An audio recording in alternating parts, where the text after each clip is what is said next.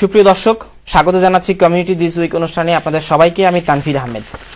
দর্শক, সপ্তাহের কমিউনিটিতে আলোচিত বিষয়গুলো নিয়ে আমরা এই অনুষ্ঠানে সংবাদ বিশ্লেষণ করে থাকি। জানতে চাই আপনাদের মতামত। আমাদের সাথে দুজন অতিথি সংবাদ বিশ্লেষণ করবার জন্য আজকে স্টুডিওতে উপস্থিত হয়েছেন। তাদেরকে পরিচয় করিয়ে দিয়ে আমরা আলোচনায় যাব। স্টুডিওতে আজকে উপস্থিত আছেন দেলোয়ার হোসেন, যিনি লন্ডন মুসলিম সেন্টারের নির্বাহী পরিচালক হিসেবে দায়িত্ব পালন করছেন। দেলোয়ার হোসেন, আপনাকে স্বাগত জানাচ্ছি। আসসালামু আলাইকুম ওয়া রাহমাতুল্লাহ।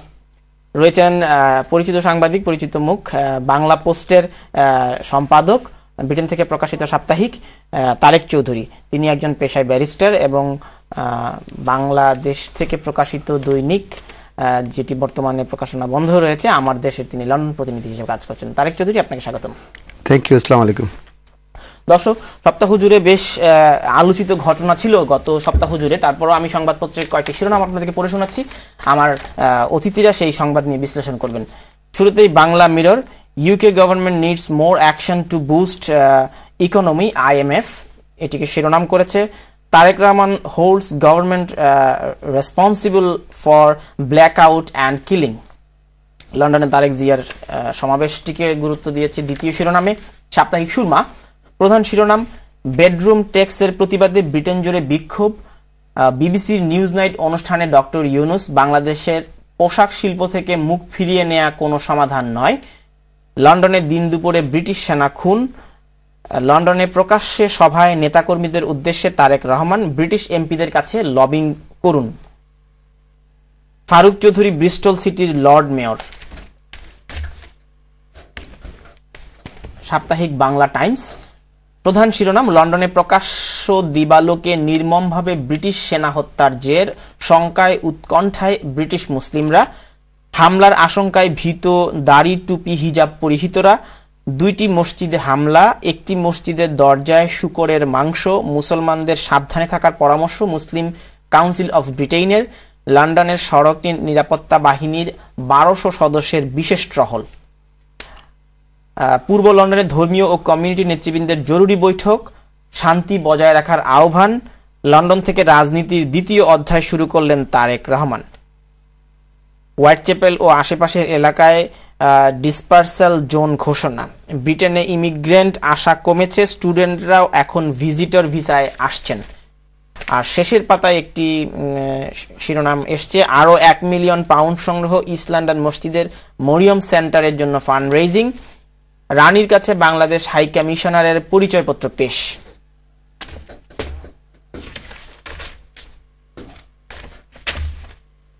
সাপ্তাহিক বাংলা পোস্ট, লন্ডনের প্রথম রাজনৈতিক সমাবেশ তারেক রহমান, বাতি নিভিয়ে মানুষ হত্যা, এটা কোন ধরনের গণতন্ত্র? 10-12 দিনের মধ্যে নতুন কমিটি, সংকট মোকাবেলায় তৃণমূল নেতাকর্মীদের ঐক্যবদ্ধ থাকার আহ্বান, ঘুম হারাম নেতাকর্মীদের। ইস্ট লন্ডন মসজিদের মরিয়ম সেন্টারের জন্য 1 মিলিয়ন পাউন্ডের প্রতিশ্রুতি লাভ। হাউস অব কমন্সে সমলিঙ্গের বিয়ের বিল পাশ। তারেক রহমানের দেশ বিরোধী ষড়যন্ত্রের প্রতিবাদে যুক্তরাজ্য যুবলীগের সংবাদ সম্মেলন। এই ছিল কয়েকটি সংবাদপত্রের। তো আমরা অধিকাংশ সংবাদপত্রগুলো এবং পুরো ব্রিটেন জুড়ে, বিশ্ব জুড়ে বিশেষ করে ধরতে গেলে, আমি যদি দেলোয়ার হোসেন সাহেব আপনার দৃষ্টি আকর্ষণ করি, গত সপ্তাহ জুড়ে বিশ্ব জুড়ে আলোচিত ছিল লন্ডনের উলুইচের এই হত্যাকাণ্ডটি, এবং প্রকাশ্যে কুপিয়ে হত্যা করেছে এবং হত্যাকারীর মুখে ইসলামের নানা বাণী শোনা গেছে। কেন তিনি হত্যা করছেন তিনি সেটি ব্যাখ্যাও করছেন, এবং এই বিষয়টি নিয়ে পুরো মুসলিম কমিউনিটি কিন্তু বিব্রত। তো এই ফলাফলটি মুসলিম কমিউনিটির নেতা হিসেবে আপনি কিভাবে লক্ষ্য করছেন? না, এটা আসলে খুবই একটা দুঃখজনক ঘটনা। এটা আমরা সাথে সাথে কন্ডেম করেছি আমাদের লন্ডন মুসলিম সেন্টার থেকে, এবং আমাদের আগেই স্টেটমেন্ট দেওয়া হয়েছিল মুসলিম কাউন্সিল অফ ব্রিটেন থেকে। তো এই যে ঘটনা যেটা, এটা আসলে আমাদের জন্য খুবই ক্ষতিকর, মুসলমানদের জন্য হিউম্যানিটি এটা ক্ষতিকর, আসলে শুধু মুসলমান নয়। আমরা জানি যে 7/7 পরে এই একটা ঘটনা ঘটলো, যেটা 2005 পর দীর্ঘ বিরতিতে, প্রায় 8 বছর, অলমোস্ট 8 ইয়ার্স হয়ে গেছে। 8 ইয়ার্স পরে এই ঘটনা ঘটলো।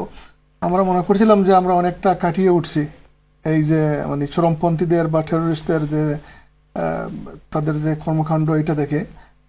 আনফর্চুনেটলি দেখা গেল যে এটা আবার এটা আবার শুরু হয়ে গেছে আর কি। তো এই ইনসিডেন্টটা সোফার যতটুকু জানি যে এটা আইসোলেটেড, এটা কোনো কোঅর্ডিনেটেড না, যতটুকু আমরা এখন পর্যন্ত পুলিশে আমাদেরকে যতটুকু জানাইছে আর কি। আইসোলেটেড টু ইন্ডিভিজুয়ালস যারা তারা নিজের হাতে আইন নিয়ে নিছে এবং তারা মনে করছে যে তারা এই একজন সোলজারকে তারা অ্যাটাক করছে, তারা ওই মাইন্ডে অ্যাটাক করছে, তারা মনে করতেছে যে ইংল্যান্ড বা মানে ব্রিটিশ সোলজার তো ফাইট করতেছে আফগানিস্তানে, সো তারা রাইট আছে তাকে অ্যাটাক করার, তাদের মানে মন মানসিকতা সেখানে মুসলমানদেরকে অ্যাটাক করা হচ্ছে, এখানে সে একটি প্রতিশোধ প্রবণ হয়ে ব্যক্তিগত ইচ্ছা থেকেই করেছে। হ্যাঁ এইটাই। কিন্তু আমরা মুসলিম কমিউনিটি এবং মুসলিম স্কলার্স ওয়ার্ল্ড ওয়াইড এবং এই দেশ থেকে সবাই এটা কন্ডেম করেছেন, এটার সাথে কেউ একমত না যে এই ধরনের এইভাবে কোনো ব্যক্তিকে অ্যাটাক করা ইসলামে জায়েজ নয় এইটা। এবং এইটা শুধু জায়েজ নয়, এরপরেও মানে এটা মানে মুসলমানদের জন্য ক্ষতিকর, কমিউনিটি মানে কোহেশনের জন্য ক্ষতিকর। এখন দেখেন এটার পরিণতি কি হয়েছে। এখন আমাদের এইমাত্র আমার কাছে সোফার লেটেস্ট স্ট্যাটিস্টিক্স যেটা হলো যে 193 ইনসিডেন্ট হয়েছে গত 3 দিনে, মুসলমানদের উপর আক্রমণ হয়েছে। আলহামদুলিল্লাহ এখন পর্যন্ত কোনো সিরিয়াস আক্রমণ হয় নাই, বাট আক্রমণ হয়েছে, হ্যারাস্ট হয়েছে, মসজিদে হামলা হয়েছে, 10টা মসজিদে আক্রমণ হামলা হয়েছে। এই রিসেন্টলি গ্রিমজি মসজিদে পেট্রোল বোম মারা হয়েছে। এই যে ক্ষতিটা যেটা হলো, আমাদের প্রায় 3 মিলিয়ন মুসলিম এই দেশে, এবং আমাদের এইটা আমাদের হোম, কিন্তু এটা আমাদের দেশ হয়ে গেছে এখন, আমরা কিন্তু আর বিদেশি নয়। So we cannot attack our own home, right? এটা logically is not really accepted as well. তো এই ধরনের কিছু আনফর্চুনেটলি কিছু লোক বিভ্রান্ত হয়ে যায় আমাদের কমিটি, যারা এই দুইজন ছিল নতুন মুসলমান, কনভার্টেড মুসলিম, মানে 7 বছর আগে, এবং এরা মুসলমান হওয়ার পরে আনফর্চুনেটলি তারা এক্সট্রিম গ্রুপের সাথে তাদের ওঠা বসা ছিল, যে গ্রুপটা নিষিদ্ধ ওদের সাথে উঠা বসা, এবং ওরা তাদেরকে এক্সাইট করার কারণে তারা তো মানে নিউ মুসলিমদের অন্য অ্যাকচুয়ালি তারা ইসলামিক ভালো জ্ঞান নাই তাদের। তো তাদেরকে বলা হয়েছে যে তোমরা মানে এইভাবে আমাদেরকে রিভেঞ্জ নিতে হবে, এবং তারা এইভাবে করে ফেলছে। So it is very unfortunate. এবং বাট ওয়ান গুড থিং হলো এইবার যেটা হয়েছে যে আমাদের সব মুসলিম সংগঠনগুলো সবাই বিবৃতি দিয়েছে এবং সবাই এটাই কন্ডেম করেছে। আমরা কোনো আসলে কেউ লেট করে নাই বিবৃতি দিতে আর কি। তো এইটা মোটামুটি ব্রিটিশ মিডিয়া এবং ব্রিটিশ গভর্নমেন্ট এটা মোটামুটি ভালোভাবে নিয়েছে। কিন্তু আনফর্চুনেটলি ইংলিশ ডিফেন্স লিগ যেটা ইডিএল, যে ফার রাইট গ্রুপ যারা মুসলমানদেরকে ঘৃণা করে, তারা কিন্তু এই সুযোগটা কাজে লাগাইতেছে, এবং তারা সাথে সাথে মানে নিউজে আসছে যে তাদের 60,000 তাদের মেম্বার বেড়ে গেছে এই ইনসিডেন্টের পরে। এবং আজকে একটু আগে তারা ডেমনস্ট্রেশন করেছে ওয়েস্টমিনস্টারে এগেইনস্ট মুসলিম কমিউনিটি, বা তারা বলতেছে Muslim terrorist, but actually they think all Muslims are terrorist or potential terrorist. তাদের এই ধরনের তাদের মানে আন্ডারস্ট্যান্ডিং আর কি। ধন্যবাদ জনাব তারেক চৌধুরী। গণমাধ্যমের দৃষ্টিভঙ্গিটি এই ঘটনার পর বিশ্বজুড়ে গণমাধ্যমের একটি দৃষ্টিভঙ্গি আমরা লক্ষ্য করেছি, বিশেষ করে একজন সন্ত্রাসীকে মুসলিম সন্ত্রাসী হিসেবে আখ্যা দেয়া এবং তার পিছনের বৃত্তান্ত ঘেটে একটি কমিউনিটিকে জড়িয়ে যে ধরনের সংবাদকে নিয়ে রং দেয়া হয়, আপনার কাছে এই সংবাদ পরিবেশনের দৃষ্টিভঙ্গিটি কেমন মনে হয়েছে, বিশেষ করে উলুচের ঘটনাটি? Thank you. দৃষ্টিভঙ্গি আমরা এটা নতুন করে নয়, অন্যান্য সময় আমরা দেখেছি কোনো কিছু হলেই সেটা হয়ে যায় যে মুসলিম টেরোরিস্ট, মানে এটা ঘটনা, টেরোরিস্ট তো অবশ্যই টেরোরিস্ট, মুসলিম হতে পারে, খ্রিস্টান হতে পারে। আমরা আগে দেখেছি যে নরওয়েজিয়ান যে কিলার, সে 46-এর মতো লোকজন একসঙ্গে মেরে ফেলেছে, তাকে কিছু খ্রিস্টান টেরোরিস্ট বলা হয় নাই, তারা পাগল বা অন্য কিছু বলা হয়েছে, একটা জিনিস। আর দ্বিতীয় একটা জিনিস, মিডিয়ার দেখলাম যারা নিষিদ্ধ যারা সংগঠন, মানে তাদের নেতৃবৃন্দকে নিউজ নাইটে দেখলাম এমন একজনকে নেওয়া হয়েছে, উনি এই ঘটনার মানে কন্ডেম করতে রাজি নন। তো আমি মনে করি যে এই এক্সট্রিমিস্ট গ্রো করার জন্য হোম গ্রোন, এদের জন্য এদেশের মিডিয়াগুলোও দায়ী। কি জন্য তারা যারা কন্ডেম করবে না, যারা এই ঘটনার পক্ষে বলবে, তাদেরকে কেন মেইনস্ট্রিম মিডিয়াতে প্ল্যাটফর্ম ইউজ করার সুযোগ দেওয়া হবে, সেটাও তো আমাদের প্রশ্ন। মেইনস্ট্রিম মিডিয়া এগুলো করে, এবং মুসলিম টেরোরিস্ট। আর আরেকটি জিনিস রয়েছে যে কিলার, সে কিন্তু আমি সানের একটা ভিডিও দেখলাম, সে বলছে সূরা তওবাতে নাকি বলা হয়েছে। তো আরেকটা জিনিস আমার উপলব্ধি, হয়তো এটা আমি রং হতে পারি, আমি কারেক্ট করবেন, যে কিছু কিছু যারা কনভার্টেড মুসলিম তারা কিন্তু অনেক ক্ষেত্রে এক্সট্রিমিস্ট হয়ে যায় যথাযথ জ্ঞানের অভাবে। তো আমার মনে হয় মুসলিম কাউন্সিল অফ ব্রিটেন বা ইস্ট লন্ডন মসজিদ বা মুসলিম সেন্টার। দর্শক, বিরতির পর আবারও স্বাগত জানাচ্ছি কমিউনিটি দিস উইক অনুষ্ঠানে আপনাদের সবাইকে। রয়েছি তানভীর আহমেদ আপনাদের পুরো অনুষ্ঠান জুড়েই। দর্শক, আপনারা যারা বিরতির পর আমাদের সাথে যোগ দিচ্ছেন তাদের অবগতির জন্য জানাচ্ছি, বিরতির আগে আমরা বিশেষ করে পূর্ব লন্ডনে গত সপ্তাহে প্রকাশ্যে একজন ব্রিটিশ সেনাকে কুপিয়ে হত্যা করার পর মুসলিম কমিউনিটি জুড়ে যে আতঙ্ক চলছে সেই বিষয়গুলো নিয়ে আলোচনা করছিলাম। আমাদের সাথে রয়েছেন লন্ডন মুসলিম সেন্টারের নির্বাহী পরিচালক দেলোয়ার হোসেন এবং রয়েছেন বাংলা পোস্টের সম্পাদক তারেক চৌধুরী। দেলোয়ার হোসেন সাহেব, আমরা বিরতির আগে যেমনটা আলোচনা করছিলাম যে এই তরুণ ব্রিটিশ মুসলিম, বিশেষ করে বাঙালিদের কথাই আমরা বলবো, যে এরা কি কোনোভাবে মুসলিম স্কলারদের দ্বারা বা মুসলিম নেতাদের দ্বারা কোনোভাবে প্রভাবিত হচ্ছে বা মিসগাইডেড হচ্ছে? আপনার কাছে কি মনে হয়? কিছু সংখ্যক আলেম আছেন বা নামদারি আলেম যারা নিজেদেরকে আলেম হিসেবে ক্লেম করে, এর মধ্যে একজন ছিলেন যে উমর বকরি মোহাম্মদ। উনি এখন এক্সাইলে আছেন, উনি লেবাননে। উনি কিন্তু he is the founder of Al Muhajiroun. উনি ফাউন্ড করছিল ওই যারা এই গ্রুপ থেকে ওরা আসছে আর কি, আঞ্জাম চৌধুরীর গ্রুপটা। তো উনি খুবই ক্যারিজম্যাটিক এবং খুবই এক্সাইটেড কথাবার্তা বলতো আর কি। এই জন্য ইয়ং লোকেরা যখন এক্সাইটেড কথাবার্তা বলে কেউ, তারা অ্যাট্রাক্টেড হয়ে যায়। তো এই ধরনের কিছু সংখ্যক আলেম আছে যারা এদেরকে মানে এক্সাইট করে এবং তাদেরকে তাদের গ্রুপে নিয়ে যায় এবং তাদেরকে নিয়ে ভুল ধারণা দিয়ে দেয় কি ইসলামের। তো এটা আমাদের বাংলাদেশিরাও মানে আকৃষ্ট হয়, পাকিস্তানিরা, কনভার্টেড মুসলিম, এভরিবডি। বাট তাদের সংখ্যা আসলে কম, ইজ নট বিগ। ইভেন ওই যে আল মুহাজিরিনের গ্রুপ আপনি দেখবেন সারা দেশে তাদের বোধহয় অ্যাবাউট 200 অ্যাক্টিভ মেম্বার আছে। আমি আরেকটু নির্দিষ্ট করে, বাংলাদেশি ইমাম, বাংলাদেশি মুসলিম স্কলার দ্বারা আমাদের তরুণরা বা এখানকার ছেলেমেয়েরা বিভ্রান্ত হচ্ছে কিনা? বাংলাদেশি আমার মনে হয় না, আমার জানা মতো বাংলাদেশি স্কলার এই ধরনের এক্সট্রিম কেউ আছে আর কি। মানে যারা ওই যে তারা যে কথা বলে, মনে করেন যে দেশে মানে ইলেকশন ইজ হারাম ফর এক্সাম্পল, তারা বলে vote today hell fire tomorrow, মানে এই ধরনের আমাদের শরিয়া লর ব্যাপারে বেশ আলোচনা হচ্ছে মূলধারার গণমাধ্যমগুলোতে। আমাদের অনেকেই কিন্তু এখানে শরিয়া ল প্রতিষ্ঠার ব্যাপারে কিন্তু অনেক মুসলিম স্কলাররা কিন্তু ক্যাম্পেইন করছেন। তো এই বিষয়টি কি না, এখানে একটা ভুল ধারণা আছে। আসলে আমাদের কোনো আলেমরা বলতেছে না যে উই ওয়ান্ট শরিয়া ল ইন দিস কান্ট্রি, মানে স্টেট রেকগনাইজ করা, এই জন্য খুব বলতেছে না এটা। আমরা যেটা বলতেছি যে আমাদের যে ফ্যামিলি লাইফ যে মানে যারা অন্য দেশে, মাইনরিটি দেশে যেগুলা মুসলিম ফ্যামিলি লাইফ রেকগনাইজ করে, শরিয়া law related to family life, মনে করেন ইন্ডিয়াতে রেকগনাইজ করে, এই ধরনের এই রেকগনাইজ করাটা এইটা চলতেছে আর কি। আসলে তো এই দেশে মনে করেন নিজেদের চর্চার জন্য, দ্যাটস রাইট।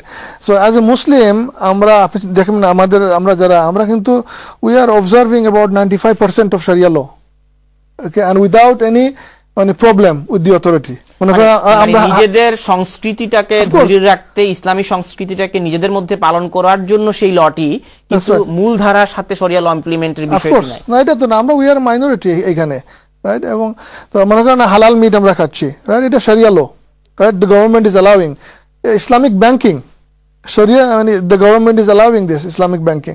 এবারে আমাদের বিয়ে শাদী শরিয়া ল মতো হইতেছে। So all of our life is, আমরা মোটামুটি আমরা এটা অবজার্ভ করতেছি। Some things we cannot do, even Muslim কান্ট্রিতে এটা হইতেছে না। ধন্যবাদ। আমি তারেক চৌধুরী আপনার কাছে জানতে চাইবো যে বাংলাদেশের সাম্প্রতিক রাজনীতি এবং বিশেষ করে বাংলাদেশের রাজনীতি বিষয়ে এখানকার মুসলিম স্কলারদের মন্তব্য এবং উলুইচের ঘটনার পর মন্তব্য, এই একই ব্যক্তির দুই ধরনের মন্তব্য কি এখানকার ব্রিটিশ মুসলিমদেরকে প্রভাবিত করবে? আপনার কাছে কি মনে হয়?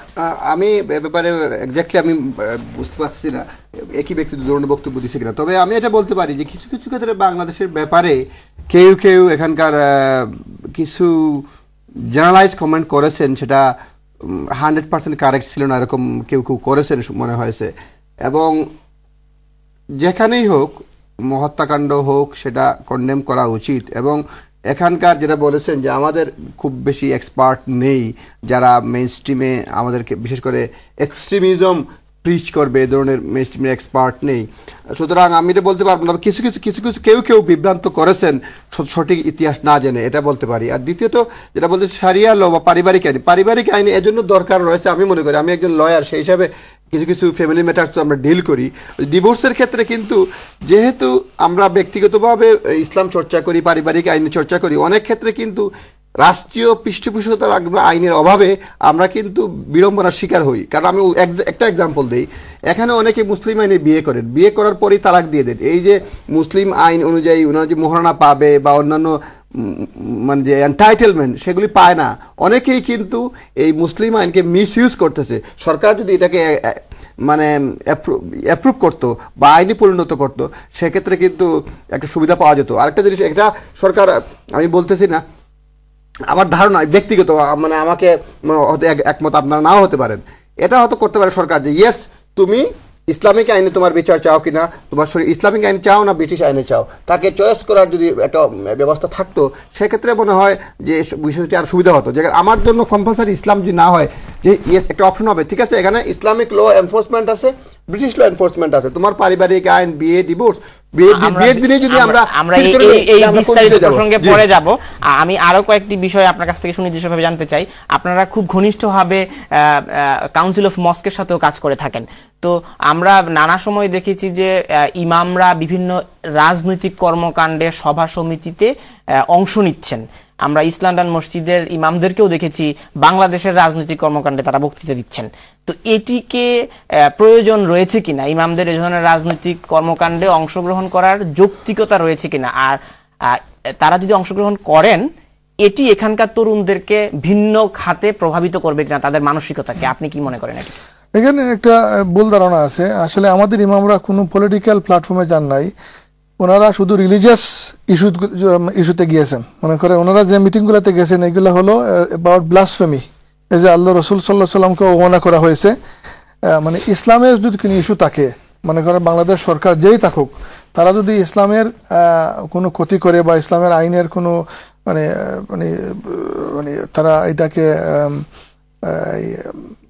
কি বলে ইসলামী আইনের পরিপন্থী কোনো কাজ করে কোনো সরকার, তখন ইমামদের দায়িত্ব ওটা বলা, এবং ওনারা এটা বলবেই। তো এটাকে কেউ এটা বলতে পারবে যে ইট ইজ পলিটিক্যাল, বাট তারা কোনো পলিটিক্যাল পার্টিকে সাপোর্ট করতেছে না, তারা শুধু ইসলাম কি বলে ওইটা ওনারা ওইটা সাপোর্ট করতেছে নাকি। তো এইটা আপনারা তো দেখছেন অনেক উলামারা, এবং আমার মনে হয় না কোনো মানে অলমোস্ট এভরি বাংলাদেশি আলেম কিন্তু বাংলাদেশের ব্যাপারে ওনারা কনসার্নড, এবং ওনারা তো এখানকার ব্রিটিশ আলেম, ব্রিটিশ মুসলিম হিসেবেই আছেন।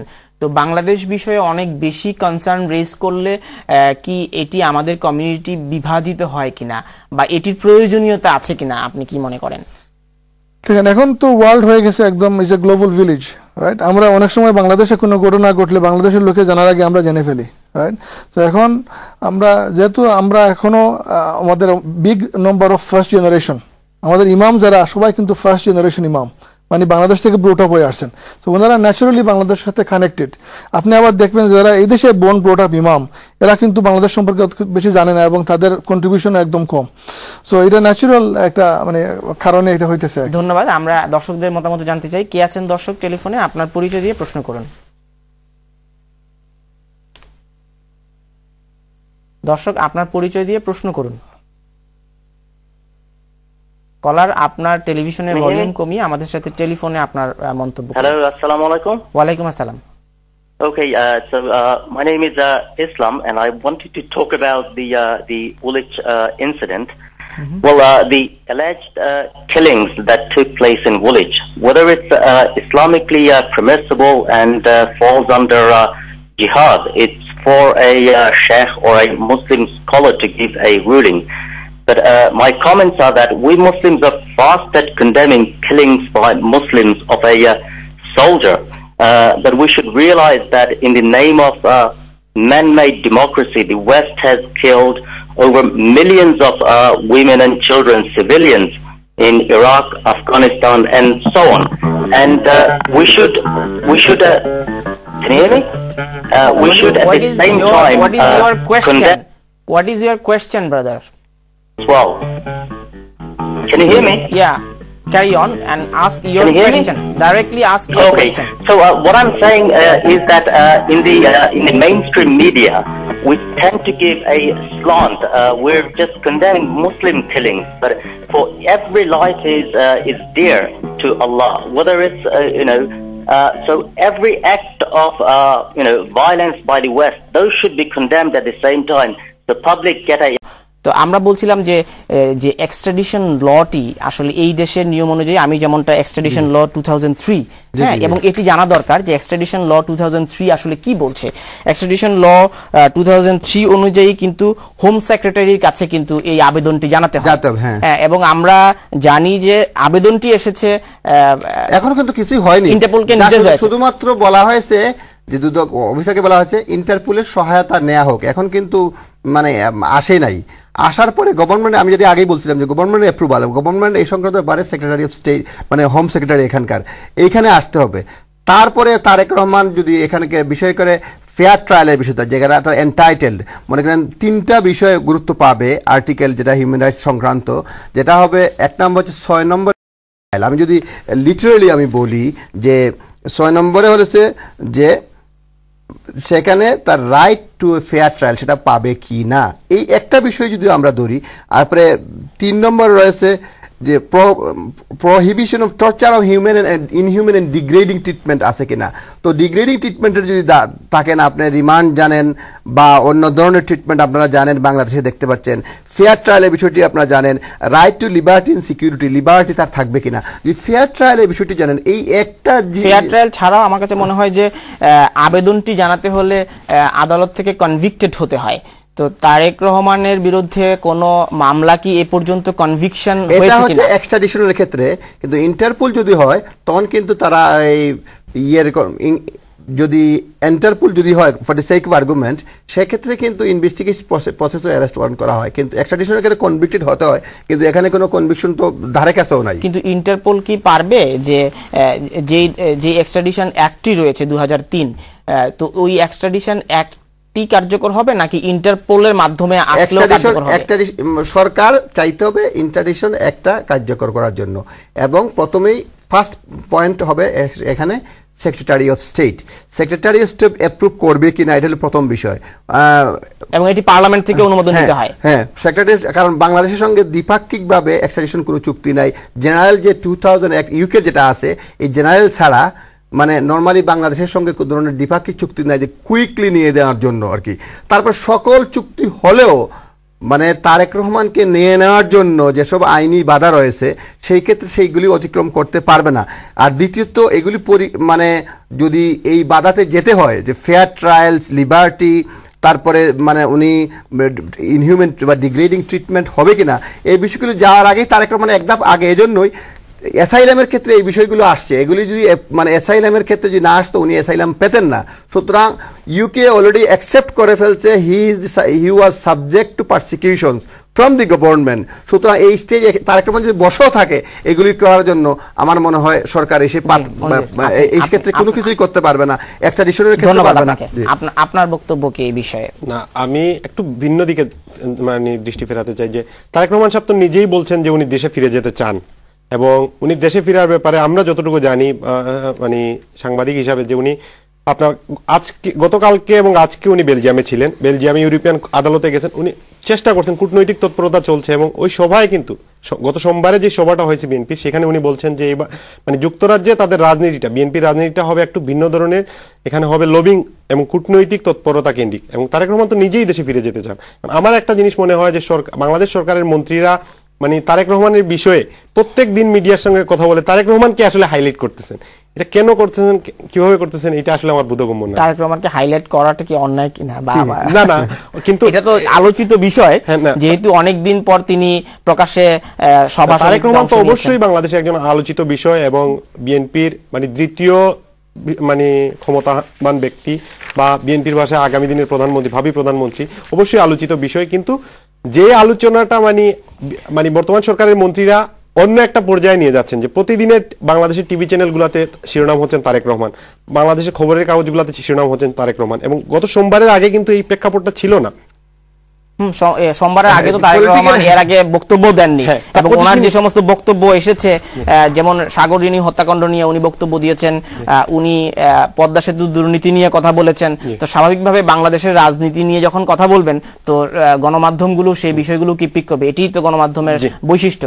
না, পলিটিক্যাল একটা কমেন্ট করতে হয়, এটা লিগেলি নয়, পলিটিক্যাল কমেন্ট। আওয়ামী লীগ সরকার আসার পর বিএনপি বা অন্য তাদের মানে যারা বিরুদ্ধাচরণ করেছে সকলকেই নাকানি চুবানি একদম দিয়েছে। তারেক রহমান অন্যতম, সেক্ষেত্রে মনে হয় যে রাজনৈতিক প্রতিদ্বন্দ্বী কিংবা নেতৃত্ব তাকে নাকানি চুবানি বিএনপি সরকার মানে আওয়ামী লীগ সরকার দিতে পারে নাই। এজন্য তারা হয়তো ভাবছে, যারা বুদ্ধি পরামর্শ দিচ্ছেন যে এখন ইন্টারপোলের মাধ্যমে বলো, এখানকার ধানমন্ডি থানা ওসির মতো ধরো আর রিমান্ডে নিয়ে আসো, এই ধরনের অবস্থা। আর না হলে তো এই ধরনের কথা আরো স্টেজ বাই স্টেজ করা উচিত ছিল। রিয়েলি তারেক রহমানের বিচার চান, স্টেজ বাই স্টেজ করা ছিল। এই মোটা বুদ্ধির মানে লোকটাকে আমার জানতে বড় ইচ্ছে হয়। ধন্যবাদ। আমরা ভিন্ন প্রসঙ্গে যাচ্ছি। যে সম্প্রতি যে রানা প্লাজা ধসের পর যে বিশ্বজুড়ে বাংলাদেশের গার্মেন্টস শিল্প নিয়ে যে একটি ইমেজ সংকট তৈরি হয়েছে, হ্যাঁ, এতে করে গত সপ্তাহ জুড়ে ইউরোপীয় ইউনিয়ন কিন্তু একটি হুমকি দিয়েছে যে কোটাটি বন্ধ করে দেবে, হ্যাঁ, এবং যুক্তরাষ্ট্র থেকেও এই ধরনের হুমকির বিষয় আসছে। তো আপনার এই মন্তব্য কি, যে বাংলাদেশের পোশাক শিল্পের উপর যে ইউরোপিয়ান ইউনিয়নের যে এই হুমকিটি আপনি কিভাবে দেখছেন? Thank you. বিষয়ে আপনি নিউজ পড়েছেনও যে ডক্টর ইউনূসও বলেছেন যে এটা সমাধান নয় যে আমরা বন্ধ করে দেব। আমার মনে হয় কিছু একটা, আবার আরেকটা জিনিস বলতে হয়, এই অর্থমন্ত্রী কালকে বলেছেন যে তাদের যদি বেতন বাড়াতেই হয় তাহলে আমার বেতনের সমান হয়ে যাবে, এই ধরনের কথাবার্তা বলছেন। যাই হোক, এটাকে কিভাবে গুরুত্ব দিব বুঝতে পারতেছি না। হ্যাঁ, যে উনি নিজেই বলছেন যে পোশাক শিল্পের শ্রমিকদের যদি বেতন তাদের স্ট্যান্ডার্ড যদি বাড়াতে হয় তাহলে আমার বেতনের সমান হয়ে যাবে। যাই হোক, এইসব কথাবার্তা না বলে যেটা হচ্ছে গুরুত্ব দেওয়া উচিত। আমরা এতগুলি প্রাণ ঝরে যাওয়া এটা কোনোভাবে মেনে নিতে পারি না, এবং গুটি কয়েক লোক মানে এই কিছু শ্রমিকদের রক্ত, আমার প্রসঙ্গটি ভিন্ন ছিল তারেক চৌধুরী। প্রসঙ্গটি ছিল আদৌ এই ইউরোপিয়ান ইউনিয়নের এই হুমকিটি বাংলাদেশকে প্রভাবিত করবে কিনা। তারা যদি পোশাক রপ্তানি করতে গিয়ে যে বাংলাদেশের যে সুবিধাটি রয়েছে সেই জায়গায় যদি কোটা প্রথাটি বন্ধ করে দেয়, এতে করে পোশাক শিল্পে বড় ধরনের ক্ষতির মুখোমুখি আমরা হব কিনা।